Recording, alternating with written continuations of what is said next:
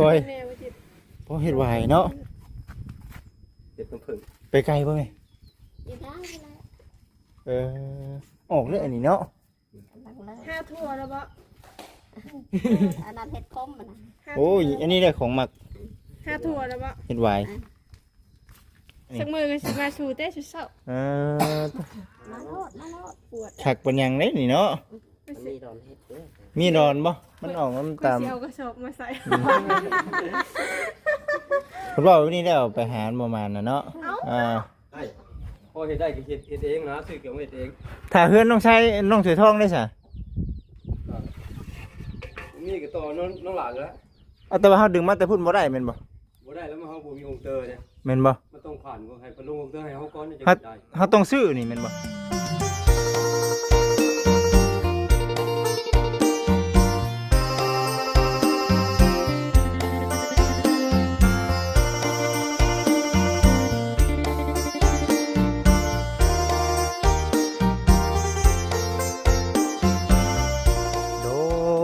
โดย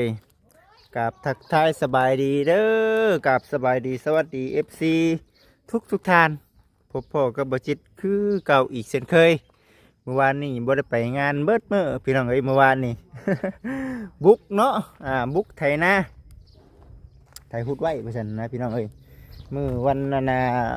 พระหัสจึงไปหยอดปลาไว้นะพี่น้องไปว่านปลาไว้มื้อนี้วันนี้เด้อเนาะทางบจิตเองมาถ่ายคลิปเนาะอัปเดตบ้านน้องสวยทองแล้วกับน้องไซละน้องดาวน้ำเน่พี่น้องเอ้ยมื้อนี้ก็ได้นี่ยินข่าวว่าเพิ่นมาแต่หาของอยู่ของกินบ่ซั่นหั่นนะหมานบ่เนาะเนาะพอกินแรงอยู่บ่เนาะมื้อนี้พอกินแรงพอกินเที่ยงอยู่บ่ล่ะปอตัวเฮาสบายดีเด้อสบายดีปอตัว เนี่ยไปตาปวดแต่ว่าจิตตาปวดไปหาอยู่ ของไผเต็มนี่ คงเคยนี่เด้ เออน้องวีบ่ ของน้องวิ อันนี้แท้ของแม่นี่ ของแม่ โอ้ยเนาะโอ้มีแต่เฮ็ดเฮ็ดวายเนาะนี่ เฮ็ดคมๆเพิ่นบ่ อันนี้เฮ็ดอันนี้เนาะไปชมกันไปแล้วปะ บ่ อ๋อ ลงมาจากหอคอยอ่ะ เราลงมาจากหอคอย แม่ว่าจิต เพราะเฮ็ดวายเนาะ เห็ดน้ำผึ้ง ไปไกลป่ะแม่ อยู่ได้เลย ออกเลยอันนี้เนาะ ห้าทั่วแล้วบ่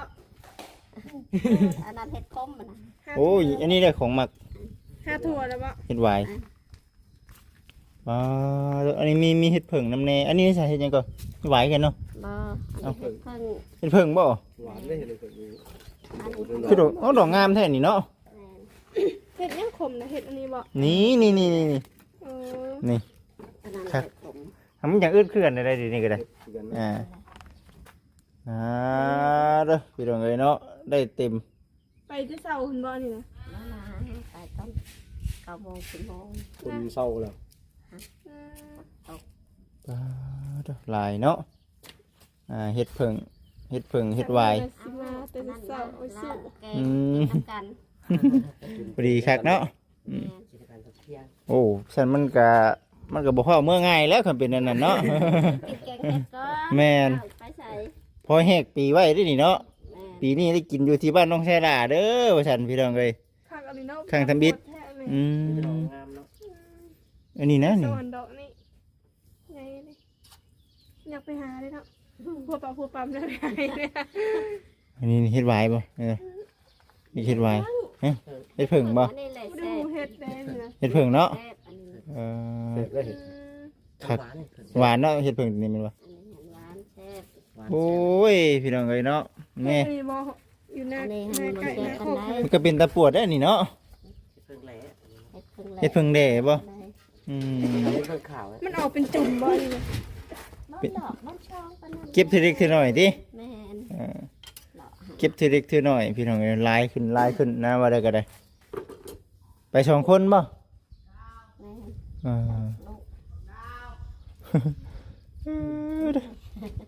ย่าง ย่างบ่ จอดรถไว้ในเทียงแล้วไป โอ้คือสิมีหลายแต่มีคนหาหลายอยู่บ่นี่ มีคนหาอยู่บ่ มีอยู่ นี่นะพี่น้องนี่เนาะคักได้นี่ สักมือก็สิมาสู่แต่ชุดเช้า เออ มาโลดมาโลด ปวด คักเป็นหยังได้นี่เนาะ มันมีดอนเฮ็ดเด้อ มีดอนบ่มันออกน้ำ ก็ ตาม สิเอากระสอบมาใส่ เพิ่นว่าวันนี้ได้เอาไปหารประมาณน่ะเนาะอ่า มันได้อะไรกูนี่ได้สาเนาะเต็มตะกร้าเลยเหรอใช่ เออ ๆเนี่ยเพิ่นหาแป๊บเดียวเองเต็มตะกร้าอ่ะ โอ้ยมันยังไวนี่ ยังบ่ทันได้ฮู้จักหลาย คนยังบ่ทันรู้จักหลาย ดอนก็บ่ได้กว้างปานใด ปาเฮ็ดเพิ่งเฮ็ดหวายออกเด้อพี่น้องเด้อบัดนี้ก็ได้แหกปีไว้ เก็บไปให้ได้หาสิเจอหาเมื่อซื้อตะขอทั้งเกียร์ เอ้ย ว่าให้เพิ่นซื้อน้ำเพิ่นได้ เออ เนาะว่า แม่น สองเท่าเนาะ เฮ็ดหวายพี่น้องเอ้ยเนาะป้า เฮ็ เด้ ด อ ปวกบ่ว่า ออกลายขนาดได้ช่องดอก3ดอกพอได้มาปน เฮ็ดปวกนะ เฮ็ดหวายนี่แหละ อืม เออ เฮ็ดหวายแบบบ่ค่อยออกสิ ยังบ่ออกลาย เก่งชับกันเนาะเก่งชับกันคักอยู่ดอกเก่งชับกันบ่เฮ็ดหวายมันมักอยู่คักอยู่ปวกนี่เนาะ เออ หลับอยู่ อืม ยกคอแบบนั้นเหรอ เอาพี่น้องเอ้ยคือสิแน่นี่แหละเนาะฮ่าเป็นสิไดมื้อใดเปิดห้าน ยังบ่ฮู้ ยังบ่จักอยู่มีเบิดแล้วบ่ไหมเฮ็ดห้านเฮ็ด มีดอกไม้ย่างแต่อันมู โอ้ยังแต่สังกะสี แม่ สร้างเฮ็ดเองเลย เดี๋ยว สร้างเฮ็ดเองเลยบ่ซั่นพี่น้องเอ้ยเอาซั่นเนาะทั้งน้องวีเพิ่นก็มีทั้งผู้รักผู้ใหญ่เพิ่นเนาะอยากกันสร้างอาชีพให้ว่าซั่นหั้นนะพี่น้องก็เลยจะเปิดห้านขายเฟอแม่นบ่ห้านขายเฟอว่าซั่น สิ่งที่ค่าน้ำในมุง ขายในมุง น้ำในมุง ในมุงคือสังกะสีแม่นบ่ ใหม่มีก็จะซื้อเพิ่มอยู่แต่ว่าในมุงแล้วผมมีจะดี ประมาณจักแผ่นเป็นหยังก็โดซิ่งบ่ เอารถซิ่งก็ได้แต่เห็นมีมันจะบ่มีเงิน บ่มีเงินเนาะ ได้ทำซีธรรมดาก็ได้ โอ้เฮาเห็นห้านเฮาเห็นห้านเสริมธรรมดาก่อนติ ไม่ได้ก็โตเงินออกเลยนะ บ่ได้ก่อบ่ บ่ไม่ได้เลยที่เอาพากระเตะเอลมัน โอ้ ส่งผ่าน เฮ็ดเอาไม้ก็อันน่ะฟ้าไม้กระจาดไปก่อนเนาะ โดย เฮ็ดชงมันก็ได้เลยเนาะก็เพียงมีลูกค้า มีแต่ยังบ่มีเนื้อมุง เออ ตอนนี้ แต่ ไม่ก็ได้แต่ไม่ชิญวน อันนี้บ่ โดย โอ้เสาได้จ้ะ เสามีแล้วเสา เสาก็มีแล้ว โดย อื ยัง ม แต่เนื้อมุง อันนี้เขาต้องเทพื้นบ่เทได้เนาะมันต้องเทได้ ถ้าจะเป็นกระเทยล่ะ แม่น เทพื้นอะไรยัง บ่ว่าลูกค้ามามันจังบ่เปื้อน โดย มันบ่เปื้อน ญี่ปุ่นบ่ง่ายเนาะ แม่น เทแล้วเทบางๆไป แม่นต้องเฮ็ดแบบนั้นเอาคุณแหละพี่น้องเอ้ยเนาะมีแต่ว่าขายแต่สังกะสีเนาะเอาสั่นพี่น้องเอ้ยเนาะมีแต่นั่นแหละสาพังไปเนาะในเรื่องอาหารน้องวีกับเบาส่งเพิ่นเบาส่งเพิ่นอาชีพเพิ่นลองเบิ่งคันว่าเฮ็ดเรียบร้อยเดี๋ยวสิลองซิมเบิ่ง โดยเป็นหยัง มีแต่ว่าคือย่ามใดก็ได้นี่เนาะมีงบคือเฮ็ดรถนี่เนาะพอเฮ็ดได้ก็ เกียมแล้วมื้อเกียมแล้ว ว่านเพิ่นก็เอามาลองเบิ่งกันว่าลองมึงสูตรใหม่ ได้อยู่เนาะ ได้เยอะได้เยอะ เฮ็ดไปเพราะว่ามันอยู่ทางเข้มทางเดมันตลอดอยู่แล้วมันบ่คืออยู่แถวบ้านเฮาเด้แถวคือบ้านบ่จิตบัดช่วงยามให้ยามหน้าบ่ได้บ่ค่อย คนหน้าเนาะ แม่นบ่ค่อยได้ขายแต่ว่าช่วงยามแดงน่ะยามเฮาบ่ได้ขายดีอยู่มีแต่พุ่นละเอาสู้ๆไปเนาะอดไป โดย ปลาสันพี่น้องเอ้ยอันนี้ก็จะเป็นในส่วนบ้านน้องๆเพิ่นเด้อพี่น้องเด้อเนาะ เพื่อนน้องตลาดว่าสิกะเกียมเฮ็ดไผ ฮะมีไฟแล้วบ่ เอาไผเข้าเลย เฮ้ย เอาตรงซ้ายเข้า เอาเขามาไว้แล้วอันนี้เนาะแม่นบ่ ยังทับไผหักกระดึงเข้านี่ หากระดึงบ่นี่ ดึงแล้วก็ไปเฮ็ดนั่น เฮ็ดเองเลยนี่เนาะเล่นไผเองเลยพี่น้องเอ้ย เองก็ว่าเป็นลงเตือนให้เด้ โอ้ เตือนให้แล้วก็เอาเองได้ พอเฮ็ดได้ก็เฮ็ดเองนะซื้อเกี่ยวเฮ็ดเอง ถ้าเฮือนน้องใช้น้องถือทองได้ซะ นี่ก็ต่อน้องหลานแล้ว เอาแต่ว่าเฮาดึงมาแต่พุ่นบ่ได้แม่นบ่ บ่ได้แล้วมันเฮาบ่มีองค์เตอร์เนี่ย แม่นบ่ มันต้องผ่านให้เพิ่นลงองค์เตอร์ให้เฮาก่อนจะ เฮา ได้ เฮาต้องซื้อนี่แม่นบ่ โดยเฮาต้องให้จ้างเพิ่นลงองค์เตอร์ให้ลงองค์เตอร์ให้แล้วประเภทซ้ายเขาเฮือนเฮาซื้อมาใส่เอง โอ้ มันก็ถือกว่าให้เพิ่นเฮ็ดให้เรียบร้อย โอ้ สมมุติเพิ่นลงองค์เตอร์ไม่แต่ 6,000นี่นะ 6,000 บาท 6,000 บาท คือไฟฟ้าเฮือนน้องถือทองถ้าหากว่าเอาใส่นี่สิอยู่ในประมาณ 6,000 บาท โดย ถ้าหากว่าเฮามาเฮ็ดเอง เฮาเอามาเฮ็ดเองหั่นนะเฮาเพิ่นให้ลงองค์เตอร์ให้เฮาเลยซื้อซ้ายมาเฮ็ดเองบัดนี้ เอาคันว่าทั้งหมดทั้งมวลนำเข้าเบิดเด้ 10,000กว่าไปแล้ว ประมาณ10,000พุ่นเด้เนาะ 12,000 อืมประมาณ12,000เด้พี่น้องเอ้ยถ้าหากว่าเอาลงกงเตอซื้อน่ะมีแต่6,000เนาะ พันแล้วเฮาซื้อซ้ายมาเฮ็ดเองมันก็ลบประมาณ 7-8,000ก็แล้ว ประมาณ 7-8,000เนาะเอาซั่นเนาะอันนี้คือเฮือนน้องสลานี่คือเขาเจ้าซื้อไว้เรียบร้อยเด้เด้พี่น้องเอ้ย ซื้อลงเตอร์ให้แด้ โอ้นี่เด้ แล้วเฮาซื้อซ้ายมาเฮ็ดเองอันนี้ก็ได้ ซื้อสายมาเฮ็ดเองเนาะอ่าเด้อ เอาเอง อืมเอานี่แหละพี่น้องเอ้ยก็เลยว่าไฟยังบ่ทันได้แล่นมาแม่นบ่ ยัง มีแต่กำลังเอาเกียมใส่เนาะ เกียมใส่ซับกระดานนี่แหละ โอ้ กิบกับบริซื้อลืม เดิมซื้อกิบติ เดี๋ยวออกไปหาซื้อกิบมาก่อน โอ้ต้องได้ใส่กิบได้นี่เนาะสายไฟนี่เฮาซื้อมาเองเด้อเด้พี่น้องเอ้ยนี่เด้แล่นมาใส่ 500เขาซื้อเองก็กด1,500 ก็ละ500ป่ะ เดี๋ยว อืม ประมาณ300,000ไป 3 เซนไปต่อมาแต่พุ่นแล้วเนาะผู้ ต่อพลักกันแล้ว นิ่งมาแต่พุ่นได้พี่น้องเอ้ยเนาะพุ่นจนฮอดพี่เลยเนาะแต่ว่าทั้งตอนนี้น่ะไฟยังบ่ทันได้เข้าเลยตัวนี้บ่เพื่อนเนาะยังเนาะ ยังไม่ได้โตมาใส่เสีย โอ้ ตัวซ้ายหน่อยมาใส่ อ๋อ ใส่ไง เขายังใส่ไผ่ชั่วข้าวก้อนนี่เนาะ ซับอันนี้ใส่ทางเขาเลยแล้ว บัดนี้ถาวรเลยแล้วบัดนี้เนาะ เอาเลยแหละมีแต่ย่างกระดานซื้อกระดานเขาแต่ละห้อง ต้องทุกห้องมันต้องมีกระดานเนาะ สลากเขาจะได้กระดานอันหนึ่งกับดอกไฟดอกหนึ่ง อืม ปักเสียบสอง แม่นนั่นแหละ เอาสลาก พอเฮาเวลาเปิดพัดลมแน่สักโทรศัพท์แน่เนาะ มันก็ต้องได้เดินออกเพื่อนครัวดอกไฟปักเสียบตู้เย็นเด้ของเราอีก ห้องน้ำห้องในอีกเนาะ คิดเปิดใส่ซื้อคิดเปิดอย่างนี้ หลายเติบได้ก็สิหลายเติบอยู่เล่น เห็นแล้วก็หลาย แม่นเดินทางนั้นเน่ เครื่องอุปกรณ์ประมาณล้านล้านสองเลยสิพอ ประมาณอุปกรณ์เนาะ เครื่องอุปกรณ์ อืม ถ้าเฮาหมดทุกอย่างก็เปิดประโยชน์เปิดเอาแล้วทำเงินละล้านเนาะ แพงเด้ โดย เพิ่นเล่นให้บ่จิตเล่นได้เดียวหนึงนะเล่นจากเอาตัวเทิงลงมาอยู่ทางตารางยัง5-6 แสนโอ้ตะว่าแพงอยู่เอาเฮ็ดบ่เป็นได้ซะเนาะเนาะนี่แหละพี่น้องเอ้ยเนาะอยู่ที่เฮือนซานด้านแป้นของทางน้องไสนาติดตากะโลไปก็อีกแบบหนึงเนาะคือไปแล้วก็เจาะอันน่ะแม่นอันวางยาแนวน่ะนะมันก็งามไปอีกแบบหนึงเนาะยังขอบข้างเนาะยังขอบข้างบ้านน้องไสลานี่ขอบข้างแล้วก็ในเรื่องเฮือนเฮาพุ่นแหละพี่น้องเอ้ยเนาะประเภทพวกเฮือนครัวยังบ่ทันได้สำเร็จเทื่อ อุปกรณ์ไปซื้อมาว่านี่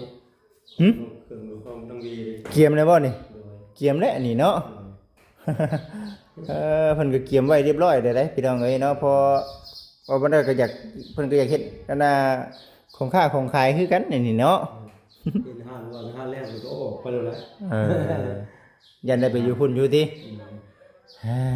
เนาะไปสั่นพี่น้องเอ้ยเบิ่งๆเนาะตัวนี้กำลังแล่นไฟเด้อพี่น้องเด้อตัวนี้ก็ได้แล้วมีแต่เฮาซื้อเองเฮาเบิดพี่น้องเนาะเครื่องอุปกรณ์นี่นะจากกรุงเทพไฟมันจังบ่เขาเจ้าจังบ่เอาแพงไว้สั่นเนาะอันนี้ครับ เอาสั่งไฟมาทำเหมือนตัวนั้นเป็นกระบอกแพงนะ เปิดเพลงติ มาต่อเขาเรือนสิถือ6,000โอ้โหไหวแล้วเลย ต่อเขาเฮือนนี่ซื้ออะไรเนาะ 6,000น่ะ โอ้ ดอกไฟให้3ดอกโอ้โหไหว ดอกไฟ3ดอกติ ซื้อเฮ็ดเองดีกว่าว่ะ แม่นอยู่ได้ซื้อหา 6,000นี่ถือว่าได้หลายเติบได้เนาะเหลือเรือนอีก เหลือเฮือนอีก ซื้อ6,000 คือว่าแล้วเนาะเขาก็ได้อยากได้เขาอยากอยากอันน่ะได้อันน่ะเงินหลายพี่น้องเอ้ยเนาะตอนนี้ก็คือกำลังเฮ็ดอันนั้นอยู่บ่ปัจจุบันนี่ เสียงน้ำฮักมุงฮักแล้ว แทงน้ำบ้านน้องจ้อย มุงแล้วจักว่าเลยผมยังมาบ่จะเอาขึ้น มาดิมาเด้อ เราไปอยู่น่าจะได้เอาขึ้น น่าจะเอาขึ้นเนาะ หามซอยเด้อ ได้บ่มีปัญหา ตัวนี้มันได้อยู่ดอกพี่น้องเนาะเอาขึ้นไป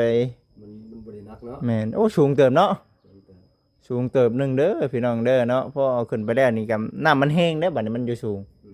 เฮือนบ่จิตโดดต่ำๆพอดีเพียงเอิกนี่แหละบ่แห้งเด้อ บ่แห้งบ่ บ่แห้งเอาขึ้นต่ำเพราะเอาบ่มีไม้นะว่าได้ก็ได้อันนี้เพิ่นว่าโอ้ไม้เสาคักแน่ดีเนาะเสาก็เสาของไผบัดนี่ ซื้อเอาเสาเรือนเก่าคนเด้ โอ้ชื่อเสาเฮือนเก่า ซื้อเสาเรือนเก่าตัวเรือนเพิ่นฮักไปแล้วเนี่ย อืม ซื้อมาว่าสิเอาไปปลูกเตียงหน้าผมยังขอ4ต้นผมยังนำ ชื่อต้นเท่าไหร่ ซื้อมัดมันล้านนึง ล้านหนึงบ่ เลย อืม 12ต้น 12ต้นเนาะ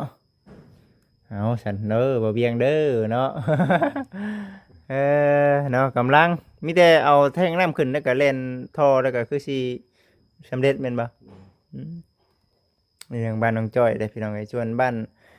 น้องสายหลากับบ้านน้องสีทองก็คือพ่อแม่พี่น้อง FC เห็นเด้อพี่น้องเด้อเนาะจากยามใดแล้วพี่น้องเอ้ยได้ถ่ายบรรยากาศให้กับ FC เบิ่งไปนี่แหละอัปเดตให้กับทาง FC ได้เบิ่งได้ชมเนาะยังคือเก่าเด้อพี่น้องเด้อยังบ่ทันได้มีการเคลื่อนไหวหรือว่าสืบต่อไปแต่อย่างใดมีแต่ว่าผู้ใดจนถ้ามีเครื่องอุปกรณ์จึงเฮ็ดต่อเนาะสังเกตเนาะตัวนี้เฮายัง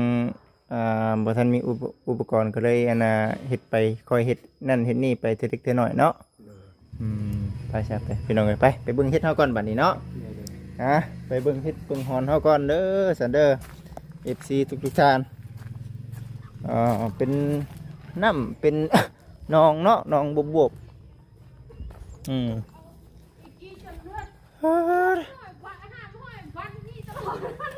ชักแน่ดิ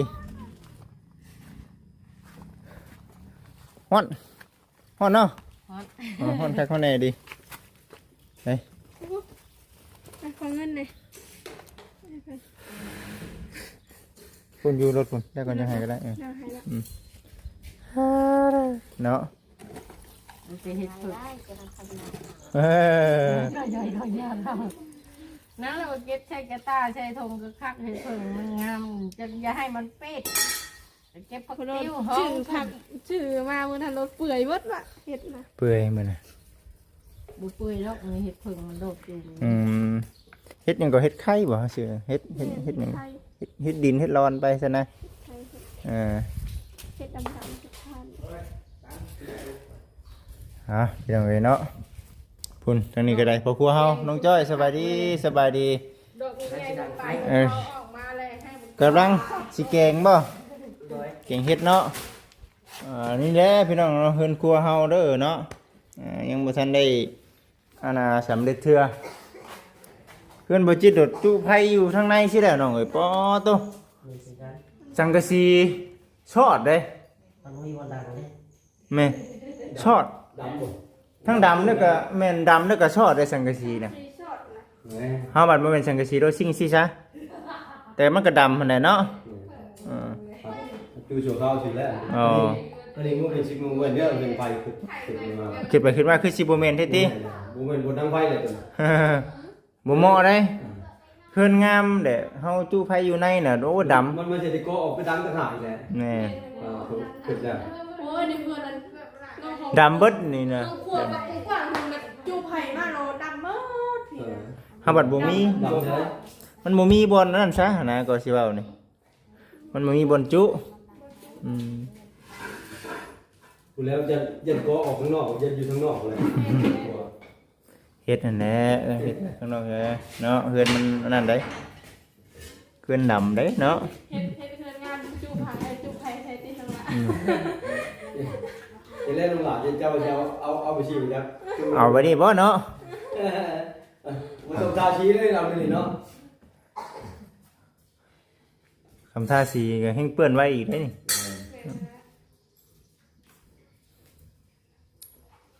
สุดยอดพี่น้องเอ้ยเนาะ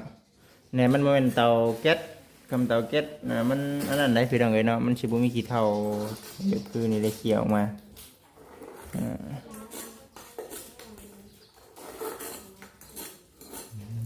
เนาะนี่พี่น้องเอ้ยประตูเคิ้นมาประตูหยังเนาะนี่เนาะ เสือ ประตูฉุกเฉินเนาะ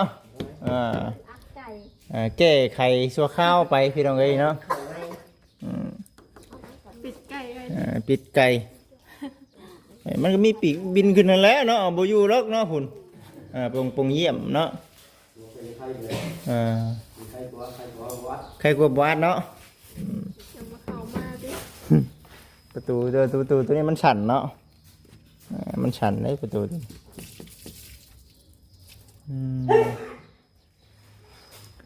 เอาพี่น้องเอ้ยเนาะคือสิประมาณนี้แหละ ได้ลายบ่บุกปลามื้อนั้นน่ะ โอ้ยเวลาป่าระหว่าง หนองบ่ใหญ่เนาะเบิ่งดูลายแล้วบ่น้ำบัดนี้พอปล่อยอีกแล้วบ่โอ้แม่นอยู่ได้นี่เนาะโอ้ยบ่ได้รูดอีกหรอกฉันพ่อเนี่ยมันน้ำมันหลายเนาะปล่อยเลยบาดนี้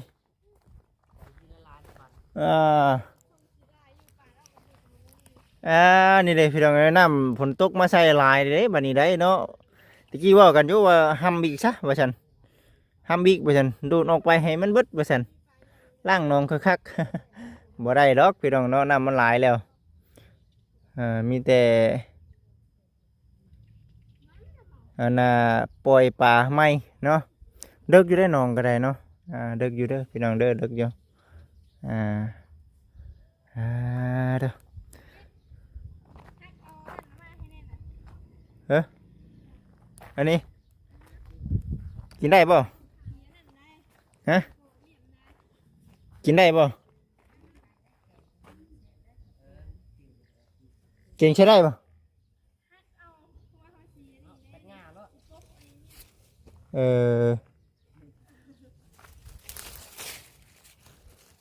ผักติ้วพี่น้องเลยเนาะมันผักติ้วกินไหมฮะ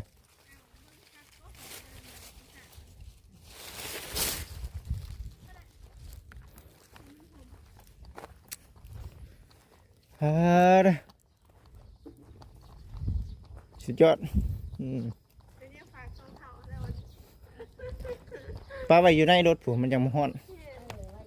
เนี่ยปลาไปนอกเบิดมือเบิดเว้นน้องไอ้ป้าตัวเอาไปก่อนเนาะเบิ่งก่อนฉันพี่น้องเอ้ยเดี๋ยวสิมาอัปเดตเบิ่งในเรื่องเฮือนน้องถวยทองเพิ่นเนาะถือว่าได้หลายพอสมควรนั่นแหละพี่น้องเอ้ยเนาะถือว่าน้องเพิ่น